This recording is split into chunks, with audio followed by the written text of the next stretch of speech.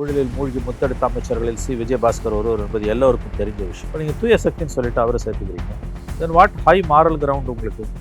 But இது politics, இது என்ன பண்ண முடியும்? நீங்கள் எல்லாரும் மாதிரி தான் நீங்களும். பழனிசாமி முதல்வராக என்ன பேர்? அதாவது இவங்கெல்லாம் உத்தமர்கள், போதி மரத்தடியில் ஞானம் பெற்றவர்கள், யோகிய சிகாமணிகள். திமுகவில் அண்ணா திமுகவில் இதாக பண்ணிட்டான், தாவே கால இருக்கிறோம் குதிரையை எடுத்துன்னு வந்தான்லாம் மக்கள் சிரிக்கிறாங்க. பேர் கருத்து கேட்கிறவர் தானுங்க ஒரு தலைவர். ஒரு 1.5 கோடி தொண்டர்களை வைத்திருக்கக்கூடிய ஒரு இயக்கம். அப்படித்தானே இதுக்கு முன்னாடி நம்மளுடைய லெகசியும் அதுவாக தானே, மரபே அதுதானே. அவங்களெல்லாம் என்ன பண்ணாரு? எல்லாரும் போனாங்கன்னு வச்சுங்களேன், இவர் வச்சு என்ன பண்ணுவார்? கட்சி எப்படி நடத்துவார்? பாஜக நினைத்தது அதிமுக என்ற கட்சி கரைந்தால்தான் பாஜக வளரும்னு. பாஜகவால் முடியல, தாவேகா செய்யுது. சீரான உடல் எடை தந்து ஆரோக்கியமாக வைத்திருக்கும் lion oats family super action family. ஆணினுடைய விந்துதானும் மிகையாக உயரற்று இருப்பதாலும் ஆண்களுக்கு ஏற்படும் விந்தணு குறைபாடு, விரைவீக்கம், விந்தணுக்களற்ற தன்மை போன்ற குழந்தையின்மை பிரச்சனைகளுக்கு எத்னிக் ஹெல்த் கேர் இயற்கை கருத்தரிப்பு மையம். விஜயபாஸ்கர் ஒரு கொஞ்சம் பொறுமையாக முடிவு எடுத்திருக்கலாமா? ஏன்னா அவரும் ஒரு முன்னாள் அமைச்சர். அவரும் கடந்த காலங்களில் பிரச்சாரத்தப்பெல்லாம் எடப்பாடி பழனிசாமி கூட ஒன்றா பயணிச்சார். ஆனால் திடீர்னு இப்போ கட்சியிலேருந்து விலகி இருக்காரு. எம்எல்ஏ பதவியும் ராஜினாமா பண்ணிட்டாரு. அதை பற்றி என்ன நினைக்கிறீங்க? அது அவருடைய தனிப்பட்ட முடிவாக இருந்தாலுமே கூட கடந்த காலங்களில் ட்ராக் ரெக்கார்டு நம்ம பார்க்கும்போது முன்னாள் அமைச்சர் அண்ணன் விஜயபாஸ்கர் அவர்களை பொறுத்தவரை பார்த்தீங்கன்னா அவர் ஒரு சிறப்பான செயல்பாடுகள் கொண்டவர். ஏதோ ஏனோ தானோ என்று நாம் ஒரு எம்எல்ஏவானோ நாம் ஒரு அமைச்சராக இருந்தோம், உதயகுமார் போன்றவர்கள் சொல்கிற மாதிரி நான் சொத்து சேர்த்துக்கிட்டேன் அதை சேர்த்துக்கிட்டேன்றமான அந்த ஃபூலிஷ்னஸ், அந்த அலிகேஷன்ஸ் எல்லாம் வைக்கிறது ரொம்பவும் ஹைலி இடியாட்டிக்னு தான் எனக்கு தோணுது. இது சந்தர்ப்பவாத அரசியல் சில பேர் செய்வது. நாம் இப்போ எடப்பாடி பழனிசாமி அவர்களிடம் நம்ம நல்ல பேர் வாங்கிடணும் அப்படின்றதுக்காக இதெல்லாம் பேசிக்கிட்டு இருக்காங்க. அதை யாரும் காது கொடுத்தெல்லாம் கேட்கல. அப்படி கேட்டிருந்தா அதுக்கான ரெஸ்பான்ஸ் நிறைய இருந்திருக்கும். அதெல்லாம் எதுவுமே இல்லை. Never mind. கட்சிக்காரங்களா இருந்தாலும் சரி, பொது வெளியிலும் சரி. 6 தொகுதிக்கு இடைத்தேர்தல் வரப்போகுது. 5+1. ஆமா, இப்ப விஜயபாஸ்கரும் விலகிட்டாரு அப்படிங்கறதுனால ஆயிருக்கு. இன்னும் ஒரு 10 வரைக்கும் போகும் அப்படின்லாம் எதிர்பார்க்கப்படுகிறது. உதயநிதி ஸ்டாலின் ஒரு ட்விட் ஒன்று போட்டிருப்பாரு, அதை நீங்க பார்த்திருப்பீங்க. 4 சீட் இப்ப 5 சீட் மாறிடுச்சு. பழக்க தோஷம். ஓ பன்னீர்செல்வம், மனோஜ் பாண்டியன், வைத்தியலிங்கெல்லாம் வாங்கும்போது 3 சீட்டர் சோஃபா வாங்கியிருப்பாரு. அது இப்போ 5 பேர் 5 சீட்டர் வாங்கணும்னு அனுபவத்தில் சொல்றாரு, வேற ஒன்றும் இல்லை. இந்த மாதிரி திமுக சார்ந்தவங்க எல்லாம் அதிமுகவில் இருக்கக்கூடியவங்க எல்லாம் திமுக சார்ந்தவங்க எந்த பேரத்தையும் நடத்தியது இல்லை. பிரேமலதா எப்படி வந்தாங்க? என்ன பேரம் பண்ணீங்க? பழனிசாமி முதல்வராக என்ன பேர்? அதாவது இவங்கெல்லாம் உத்தமர்கள், போதி மரத்தடியில் ஞானம் பெற்றவர்கள், யோகிய சிகாமணிகள். திமுகவில் அண்ணா திமுகவில் இதாக பண்ணிட்டான், தாவே கால இருக்கிறோம் குதிரையை எடுத்துன்னு வந்தான்லாம் மக்கள் சிரிக்கிறாங்க. நீங்கள் பண்ணியிருக்கீங்க இதெல்லாம் கடந்த காலங்களில். கம்பம் ராமகிருஷ்ணன் மதிமுகவில் இழுக்கலை, நீங்கள் அனிதா ராதாகிருஷ்ணன் அதிமுகலேருந்து இழுக்கலை. இல்லை அதிமுக தேமுதிகலேருந்து 7-8 பேரை வலிச்சு வச்சு அவர் உடல்நிலை குன்றியது காரணமே அதிமுக ஜெயலலிதா தான், தெரியுமா? அவர் எதிர்கட்சி தலைவராக இருந்தவரை அவங்க கட்சி எம்எல்ஏக்களையே தொகுதிக்காக பார்க்குறோன்னு போய் இந்த மாப்பா பாண்டியராஜன் உள்பட இதெல்லாம் 2 கட்சியும் பண்ண விளையாட்டுகள் ஏற்கனவே நம்ம பார்த்துருக்கோம். ஏதோ இவங்கெல்லாம் மனித புனிதர்கள் மாதிரி விஜய் ஏதோ பெரிய தப்பு பண்ணுறாங்க. இதுக்கு முன்னாடி அதிமுகலேருந்து போனவங்க எல்லாருமே, தாவேகாக்குள்ள சேர்ந்தவங்க எல்லாமே கிட்டத்தட்ட ஒரு 50 வயசுக்கு மேலே, 60 வயசுக்கு மேலே இருந்தவங்க. பட் விஜயபாஸ்கர் கிட்டத்தட்ட இன்னும் 50 வயசு நெருங்கலைன்னு நினைக்கிறேன். இப்போ அவருடைய எதிர்காலம், அவருடைய அரசியல் வாழ்க்கை முடிஞ்சிடக்கூடாது அப்படிங்கிறதுக்காக மட்டும்தான் அங்கே போய் ஜாயின் பண்ணியிருக்கிறாரா? இல்லைங்க, அதிமுக தொடர்ந்து 10 ஆண்டு காலம் அதிகாரத்தில் இல்லை என்றால் என்ன நடக்கும் என்பதற்கான உதாரணம் அது. அவங்க எடப்பாடியே முதலமைச்சராக ஆசைப்பட்டார், அந்த வரலாறு தெரியும், எல்லாரும் பேசியாச்சு. நாங்கள் நீ அப்படிலாம் இல்லை, அரசியல் கட்சி தலைவர்களே பேசிட்டாங்க, உடைச்சிட்டாங்க. அவர் அதுக்கு ஆசைப்பட்டாரா இல்லையா? எடப்பாடி பழனிசாமி 5 வருடம் கழித்து திமுக ஆதரவுடன் முதலமைச்சராக இருப்பதற்கு ஒப்புக்கொண்டார். அது நடக்கலை. சரி, அப்புறம் 25 பேர் பிரிந்து சென்று தாவேக்காக ஆதரவு அளிக்கிறார்கள். அதில் ஒரு 12 பேர் அமைச்சராக போகிறான்னு இவர் டர்ன் அவுட் ஆகிறார். இப்போது திமுக 10 ஆண்டு காலம் அதிகாரத்தில் இல்லாமல் ஏதோ எதிர்கட்சி வரிசையில் இருந்தது, சமாளித்தாங்க. கலைஞர் காலத்திலும் எம்ஜிஆர் ஆட்சியில் இருக்கும்போது 13 ஆண்டு காலத்திற்கு அரசியலுக்கு வர முடியல, அதிகாரத்தை கைப்பற்ற முடியல இருந்தாங்க. ஆனால் அதிமுக என்பது 91க்கு பிறகு 5 ஆண்டு காலம் அப்படியே ரொட்டேஷன்லேயே வந்து கொண்டே இருந்தபோது திடீர்னு தடைப்பட்ட பிறகு எல்லோரும் தவிக்கிறாங்க. அதிகாரத்தில் என்றால் இந்த சாயங்காலம் சில பேருக்கு சில வியாதி இருக்கும், 6 மணி ஆனால் கை கால் உதறும். அந்த மாதிரி 5 வருடம் கழித்து அதிகாரத்தில் இல்லை என்றால் அவர்களுக்கு முதலில் ஏற்படுது. அதுக்கு காரணம் யார்? கட்சி தலைமையிலேருந்து நிர்வாகிகள் அப்படி தான் இருக்கீங்க. அவர் வர்றாருன்னா நீங்க பாருங்க, அவருடைய ட்ராக் ரெக்கார்ட் பார்த்தீங்கன்னா, அவர் மாணவ பருவத்திலேருந்து நம்ம எல்லாருக்குமே தெரியும் இது வந்து. ஏன்னா எப்போதுமே அவர் வந்து பொதுவெளியிலோடும் சரி, அவருடைய தொகுதி மக்களோடும் சரி, மாவட்ட மக்களோடும் சரி, பொதுவாக தமிழ்நாடு முழுவதுமே, இன்னும் கேட்டால் கொரோனா காலத்தில் கேரள அரசிலிருந்து அந்த மக்கள் நல்வாழ்வுத்துறை அமைச்சர் அவர்கள் உட்பட அங்கிருந்தே பாராட்டினாங்க எல்லாருமே. ஏன் நம்ம பிரதமரே பாராட்டியிருக்காருல்ல. தமிழ்நாடு வந்து கொரோனாவில் வந்து அது சரியாக்குற விஷயங்களில் மருத்துவ ரீதியாக இந்த துறை மிக சிறப்பாக செயல்பட்டது அப்படின்னா அதுக்கு முழு முதற் காரணம் டாக்டர் விஜயபாஸ்கர் அவர்கள். அதில் எந்த செகண்ட் மாற்று கருத்தோ இரண்டாவது செகண்ட் ஒப்பீனியனோ யாருக்குமே இருக்கவே முடியாது. இதை யாருமே மறுக்க மாட்டார்கள். ஒரு 50 வயதுடைய ஒரு இளைஞராக இருக்கிறார் அவர் வந்து பார்த்திங்கன்னா மாணவ பருவத்திலிருந்தே வந்தவர். மாணவ பருவத்திலிருந்தே எந்தவித ஒரு குடும்ப பின்னணியோ இல்லை ஏதோ யாருடைய சப்போர்ட்டோ இல்லை மாவட்டத்தில் இருக்கக்கூடிய அமைச்சர் சப்போர்ட், எம்எல்ஏ சப்போர்ட், மாவட்ட செயலாளர் சப்போர்ட், இப்படி எதுவும் இல்லாமல் தன்னுடைய ஆர்வத்தினால தன்னெழுச்சியாக அந்த அண்ணாமலை யூனிவர்சிட்டியிலிருந்து அவர் மருத்துவ மாணவராக இருக்கும்போதுலேருந்து அம்மாவின் நேரடி பார்வையில், அம்மாவினுடைய நேரடி கவனத்தில் பதவி போடப்பட்டு, அம்மாவால் நேரடியாக எம்எல்ஏவாக தேர்ந்தெடுக்கப்பட்டு, அம்மாவால் நேரடியாக அமைச்சராக்கப்பட்டு, அம்மாவால் சிறப்பான செயல்பாடு கொண்டவர் என்று அங்கீகரிக்கப்பட்டிருந்தவர். அம்மாவின் மறைவுக்கு பிறகுமே கூட அவரை அழுத்தினது தான் அதிகமே தவிர அவரை வளர விட்டது கிடையாது. அனைத்து இந்திய அண்ணா திராவிட முன்னேற்ற கழகத்திற்கு தலைமை தாங்கக்கூடிய அளவுக்கு தகுதியுடையவர் அவர். இதில் எந்த மாற்று கருத்தும் யாருக்கும் இருக்க முடியாது. அவரை போன்ற இளைஞர்கள் வந்து தலைமைக்கு வந்திருந்தாங்க அப்படின்னா அதிமுக இன்னைக்கு இந்த நிலைமைக்கு வந்திருக்க வேண்டிய அவசியமே இருந்திருக்காது.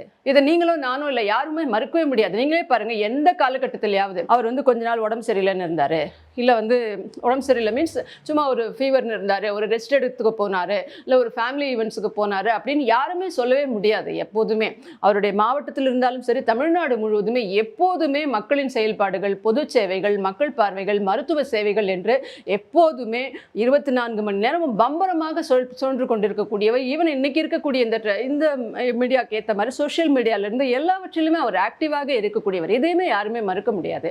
இதைதான் இப்போ பாருங்க, சில பேர் பேசினா வந்து அவங்களா ஒன்றும் ப்ரமோட் பண்ணிக்கணும், இல்லை ஒரு வீடியோ போட வேண்டியது இருக்கும், அது கொஞ்சம் போகும், ஏதோ ஒரு சும்மா அவங்க சர்க்கிளில் சுற்றுல இருக்கும், அப்படி தான் இருக்குமே தவிர இவரை பொறுத்தவரை அவர் செய்கின்ற சின்ன சின்ன செயல்பாடுகள் கூட, விடியற் காலையில் எழுந்தாரு அப்படின்னா அவங்க தொகுதியிலையும் சரி, அவங்க மாவட்டத்திலையும் சரி, எப்போதுமே மக்களோடு வந்து ஒரு அப்ரோச் ஃப்ரெண்ட்லியாக இருக்கக்கூடியவர், யூசர் ஃப்ரெண்ட்லி மாதிரி. ஆமாம், சைக்கிள் ட்ராவல் இருந்து அது ஏதோ ஒரு பெரிய அமைச்சர்ன்ற ஒரு ஹோதா இல்லாமல், நான் வந்து ரொம்ப காலம் அமைச்சர் இருந்தேன், நான் வந்து ரொம்ப நம்பர் 2 1 நம்பர் கிரேட்லலாம் இருந்த அமைச்சர் அப்படின்லாம் இல்லாமல் என்றைக்கும் மக்களோடு மக்களாக எளிய மக்களோடு பழகி கொண்டிருக்கக்கூடியவர்.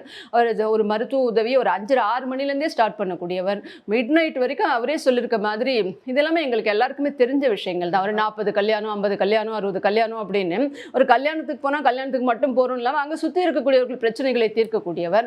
அந்த அளவுக்கு யூசர் ஃப்ரெண்ட்லியாக இருந்தவர். மக்கள் சேவையே தன்னுடைய சேவை என்று பேரறிஞர் அண்ணாவினுடைய அந்த கூற்றுக்கு ஏற்ப அதிமுக எல்லாருமே கிட்டத்தட்ட அப்படிதான் இருப்பார்கள். அம்மா இருந்த வரைக்குமே கூட, அதுக்கப்புறம் கூட தலைமை வந்து யாரை பத்தியுமே வந்து மைண்ட் பண்ணாததுனால, யாருடைய கருத்துக்களும் ஏற்றுக்கொள்ளப்படாததுனால இன்னைக்கு இந்த நிலைமைக்கு வந்திருக்கிறது. இப்போ நான் இன்னொன்று கேட்குறேன், அதனால் ரிசைக்னேஷனில் எனக்கு எந்த பிரச்சனையும் இல்லை, யார் வேணால் எப்போனா ரிசைன் பண்ணலாம், nobody can question that. But in principle நீங்கள் பாருங்கள், தூய சக்தின்னு நீங்கள் சொன்னீங்க, விஜயபாஸ்கர் மேலே எவ்வளோ கேசஸ் இருக்குது? குட்கா கேஸ் மட்டும் இல்லைங்க, சொத்து குவிப்பு வழக்கு.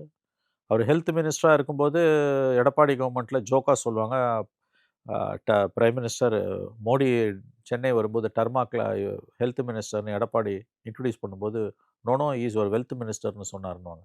This are the jokes. இது உண்மையாக போய் எனக்கு தெரியாது, I don't know. But this are the bureaucratic சர்க்கிள்ஸில் எனக்கு ஒரு ஐஏஎஸ் ஆஃபீஸர் சொன்னார், this are the jokes at the time. 7 வருஷத்துக்கு முன்னால், 7-8 வருஷத்துக்கு முன்னால், கொரோனாக்கு முன்னால். அப்போ நான் சொல்கிறது, இன்றைக்கி நீங்கள் வந்து தூய சக்தின்னு சொன்னீங்க, இன்றைக்கி இவர் மேலே எவ்வளோ கேசஸ் இருக்குது? குட்கா கேஸில் சார்ஜ் ஷீட் காப்பீஸ் கொடுத்தாச்சு, ட்ரையல் போயிட்டுருக்குது.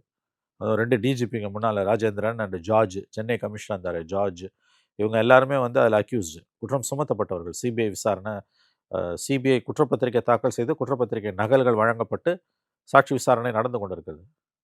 சொத்து குவிப்பு வழக்கு இருக்குது. அதை தாண்டி அவர் மீது பல்வேறு வழக்குகள் இருக்கின்றன. ஏடிஎம்கே கவர்மெண்ட்டில் மிகப்பெரிய அளவில் ஊழலில் மூழ்கி முத்தெடுத்த அமைச்சர்களில் விஜயபாஸ்கர் ஒருவர் என்பது எல்லோருக்கும் தெரிஞ்ச விஷயம். இப்போ நீங்கள் தூய சக்தின்னு சொல்லிட்டு அவரை சேர்த்துக்கிறீங்க, then what high moral ground உங்களுக்கு? பட் இது பாலிடிக்ஸ், இது என்ன பண்ண முடியும்? நீங்கள் எல்லாரும் மாதிரி தான் நீங்களும். அப்போ தூய சக்தி இப்போ இங்கே போகிறேன்னா அவர் டிஎம்கேக்கு போயிருப்பார். இதோட இதுதான் தமிழ்நாட்டோட சாபக்கேடே தான். ஒன்று இங்கே இல்லை அங்கே. 2 பேர் இன்னைக்கு நீங்கள் பார்த்தீங்கன்னா தாவேக்காக்கு போகிறத தான் நம்ம எல்லாரும் பேசுகிறோம். டிஎம்கேக்கு போகிறாங்களே. பெஞ்சமின் முன்னாள் மந்திரி, துணை மேயராக இருந்தவர், டெய்லி நேற்று கூட 1000 பேர் வந்து சேர்ந்தாங்கன்றாங்க. அப்போ 2 பேரும் போட்டி போட்டுட்டு ஏடிஎம்கேவை செங்கலாக உருவுறாங்க. ஹை ப்ரொஃபைல் வந்து இங்கே போகிறாங்க. எம்எல்ஏஸ் வந்து ரெசிக்னேஷன் பண்ணிவிட்டு விஜய் கிட்ட போகிறாங்க. ஜெயிச்சு வந்துடலான்னு பார்க்குறாங்க அவங்க. மக்கள் முடிவு பண்ணட்டும். ஆசிட் டெஸ்ட் வந்து இந்த பை எலெக்ஷன் தான். மக்கள் இதெல்லாம் அங்கீகரிக்கிறாங்களா இல்லையான்றதை மக்கள்கிட்ட தான் நம்ம கேட்டு தெரிஞ்சோம். வாரம் வாரம் அதிமுகவில் இருக்கக்கூடிய முன்னாள் அமைச்சர்கள் வந்து தாவேக்கால இல்ல, வந்து சேர்றாங்க. கவலை- கடந்த வாரத்துல இல்ல, கடம்பூர் ராஜு, உங்க உடுமலை கவலை- ராதாகிருஷ்ணன், இல்ல, உங்க இந்த வாரம் கவலை- விஜயபாஸ்கர் இல்ல, உங்க அப்படின்லாம் கவலை சொல்றாங்க. வாரம் இருக்குது, அதை வந்து தயவு பண்ணி மாசம் ஆக்குன்றீங்களா? ஏங்க வந்து சேர்றாங்க, அவங்க ஒன்றும் தேடிட்டு போலாங்க. உங்கள் வீட்டில் கதவை தட்டிட்டு இருந்தால் நீங்கள் திறப்பீங்களா மாட்டீங்களா? இல்ல, மாற்றம் சொல்லி வந்தவங்க திரும்ப வந்து அதிமுகவில் இருக்கக்கூடியவர்களை இங்க வந்து புதுசா சேர்த்துக்கிட்டு எப்படி இவங்க மாற்றத்தை கொடுக்க போறாங்க? இப்போ விஜயபாஸ்கர் மீது பல்வேறு குற்றச்சாட்டுகள் இருக்கு. யாரு? அதெல்லாம் ரைட்டு. வண்டியை ஓட்டுறது யாரு? டிரைவர் யாரு? Driver Vijay, conductor Bussyanand. பயணிகள் ஏறினா கூட அந்த வண்டியை ஓட்டிட்டு போகிற இது வந்து வேற யாருக்கும் இல்லையா? அப்போ அவங்க பயணத்தை தொடருவாங்க. எப்படி பயணம் கொடுக்கணும்னு அவங்களுக்கு தெரியும்.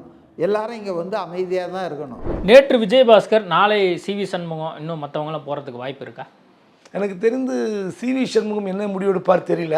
விஜயபாஸ்கர் வந்து நாளைக்கு போவார்னு நினைக்கிறேன். 20th சொன்னாங்க. அல்லது பிறந்தநாள் என்று ஒரு சேப்பாரா தெரியல. 22 மண்டே டு ஃப்ரைடே அவர் வந்து ஆஃபீஸ் டியூட்டி மாதிரி வந்துடுறாரு. சாட்டர்டே சண்டே ஒருவேளை விஜயபாஸ்கர் என்ன தயக்கம்னா, நம்ம சேரும்போது கூட புஷியானந்த் தலைமையில் சேரணுமா, எல்லாரும் புஷியானந்த் தலைமையில் தான் சேர வேண்டும் என்று விஜய் வந்து ஒரு உத்தரவிட்டதாக தகவல். ஆனால் விஜய் இருக்குன்னு நினைக்கிறார். ஸோ அதுக்காக ஏதோ ஒரு சிறப்பு சலுகையின் அடிப்படையில் விஜயபாஸ்கர் விஜய் தலைமையில் இணைவார் என்று நம்புகிறேன். அதன் பிறகு நீங்கள் சொன்ன மாதிரி சிவி சண்முகத்துக்கு வாய்ப்பு இருக்கலாம். வேலுமணி தங்கமணியும் இன்னும் வந்து சரியாக இல்லை எடப்பாடியோட. இவங்கெல்லாம் வெளியே போனாங்கன்னா அதிமுக கட்சி கிட்டத்தட்ட முடிந்து போன கதையாக தான் நான் சொல்லுவேன். இன்னொரு வீட்டில் அதிமுக 2.0 அந்த மாதிரிலாம் எதுவும் வாய்ப்பு இல்லையா? நீங்கள் விஜயபாஸ்கரோட போட்டோமே, நம்ம அப்புறம் பேசுவோம். அவரோட முக்கியமான சில நிர்வாகி 25 பேர் போகிறதா சொல்கிறாங்க. மாநில நிர்வாகிகள், மாவட்ட நிர்வாகி, இன்னும் சொல்லப்போனால் எடப்பாடிக்கு ராஜ விஸ்வாசி என்று கருதப்படுகிற நபரே விஜயபாஸ்கர் போயிடுவார்னு சொல்கிறாங்க. எந்த அளவுக்கு உண்மைன்னு தெரில. எல்லாரும் போனாங்கன்னு வச்சுங்களேன், இவர் வச்சு என்ன பண்ண போகிறார்? கட்சி எப்படி நடத்துவார்? விஜயபாஸ்கர் போன இடத்துல சங்கர் நியமிக்கலாம், குபேந்தன் நியமிக்கலாம். சிவி சண்முகம் போன இடத்துல யாரோ ஒருத்தர் XY ராமசாமி, குப்புசாமி நியமிக்கலாம். ஆனால் தாங்குவார்களா? நீங்கள் அவங்கள அந்த அளவுக்கு வளர்த்துருக்கீங்களா? நீங்கள் வளர்த்த அரசியல் வேறு, பொருளாதார அரசியல், தாவேக்க அரசியல் வேறு. ஏதோ வந்தாங்க, நின்னாங்க, ஜெயிச்சாங்க. இப்போ நீங்கள் எவ்வளோ மோசமான அரசியல்னால், வெள்ளியிலேருந்து திங்கள்லேருந்து வெள்ளி வரைக்கும் சென்னையில் இருப்பாங்க அமைச்சர்கள். ஊருக்கு போனால் வெள்ளி சனி ஞாயிறு போனால் காது குத்து, கல்யாணம், யார் வீட்டில் இழவு, எல்லார் வீட்டுக்குமே 5000 10,000 கொடுக்குறது தான் பொழப்பு. இதெல்லாம் இல்லாமலே தாவேக்க ஜெயிச்சிருக்க.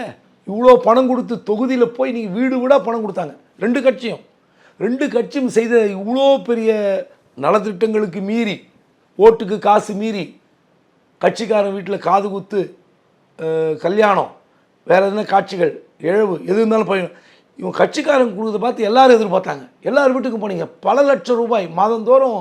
ஒரு அமைச்சராக இருந்தால் 30 லட்சம் 40 லட்சம், ஒரு எம்எல்ஏ இருந்தால் கூட 5 லட்சம். இதெல்லாம் இல்லாமல் ஜெயிச்சிருக்காங்களா? இப்போ இந்த மாதிரி கட்சி வளர்த்து கொண்டு போய் இந்த கட்சியை யார் நடத்துவா? நான் ஒரு மூத்த பத்திரிகையாளர் ஒருத்தர் பேசணும் மேம். இப்போ வந்து அதிமுகவில் வந்து எல்லா முன்னாள் அமைச்சர்கள்லாம் விளங்கிட்டு இருக்காங்க, நிர்வாகிகள் விளக்குறாங்க. இதை பற்றி உங்கள் கருத்து என்னன்னா, அவங்க என்ன சொல்கிறாங்கன்னா, எடப்பாடி பழனிசாமி இப்படி ஒரு தவறான முடிவு எடுக்கிறதுனால கட்சி தோல்வி சந்திச்சிருக்கு அப்படின்றது இவங்க கருத்தாக இருந்தால், இவங்க அவருக்கு எதிராக குரல் கொடுக்கணும், அவர் எதிர்த்து இங்கே போராட்டம் பண்ணலாமே, ஏன் இவங்க கட்சியிலேருந்து அவசரப்பட்டு விலகுறாங்க, ஏன் பதவியெல்லாம் ராஜினாமா பண்ணுறாங்க, கொஞ்சம் இவங்க ஒரு அணியாக இருந்துக்கிட்டு எடப்பாடி பழனிசாமிக்கு அழுத்தம் தரலாமேன்றது வந்து அவருடைய வாதமாக இருந்துச்சு. அதுக்கான வாய்ப்புகள் இருக்கா மேம் கட்சிக்குள்ளே? என்ன பண்ணாரு? அப்படி தான் செயல்பட்டாங்க எல்லாருமே. இப்போ நம்ம செய்கிறது தப்பு, நம்ம வந்து ஒன்று ஆதரவு தரலாம், இல்லை தரோம், இல்லை தரலை, நம்ம வந்து நம்ம தோல்வியை வந்து பரிசீலனை பண்ணணும், பொதுக்குழு கூட்டணும்னு சொன்னாங்க. அதுக்கு என்ன பண்ணார்? ஒரு தலைமை என்ன பண்ணியிருக்கும்னு நீங்கள் நினைக்கிறீங்க? புரட்சி தலைவி அம்மா கூட இருந்தார், புரட்சி தலைவரும் இருந்தாங்க, மாபெரும் தலைவர்கள், உலகம் போற்றும் தலைவர்கள். ஹிலரி கிளின்டன் போன்றவர்களே வியந்து வந்து பார்த்து விட்டு போன தலைவி புரட்சி தலைவி அம்மாவே மற்ற மற்றவர்களுடைய எண்ணங்கள் என்ன, தொண்டர்களுடைய எண்ணங்கள் என்ன, அவர்களுடைய கோரிக்கைகள் என்னங்கிறதுக்கு செவிசாய்க்கக்கூடியவர். 2011 தேமுதிகவோட கூட்டணி என்பது நான் விரும்பவில்லை. சட்டமன்றத்திலே பதிவு பண்ணாங்க, அம்மா நீங்கள் பின்னாடி இருக்கக்கூடிய இவர்கள் எல்லோரும் சொன்னார்கள் என்பதால் நான் கூட்டணி வைத்தேன் அப்படின்னு சொன்னாங்க. இப்போ அங்கே வந்து மற்ற நிர்வாகிகள், அமைச்சர்கள்ன்றவங்களும் சரி, மாவட்ட செயலாளர்களும் கீழே இருக்கக்கூடிய நிர்வாகிகளுடைய ரெப்ரசன்டேட்டிவாக தான் அவங்க இருப்பாங்க. அவங்க கருத்தும் அவங்க தலைமைக்கு சொல்லுவாங்க. அந்த தலைமை எந்த தலைமை அதை கேட்டுக்கொள்கிறதோ அதுதானே வெற்றி பெற்ற தலைமையாக இருக்க முடியும். இப்போ நீங்கள் சொன்ன மாதிரி இன்னும் நம்ம வந்து இது குறித்து ஆராய வேண்டும். நம்ம இவ்வளோதான் வெற்றி பெற்றிருக்கிறோம், இந்த மாதிரியான ஒரு பெரிய தோல்வி நமக்கு வாய்ப்பே கிடையாது, நம்ம எப்போதுமே மக்கள் மன்றத்தில் இருந்தோம்னு முன்னாள் அமைச்சர்கள் அத்தனை பேரும் சொன்னாங்க.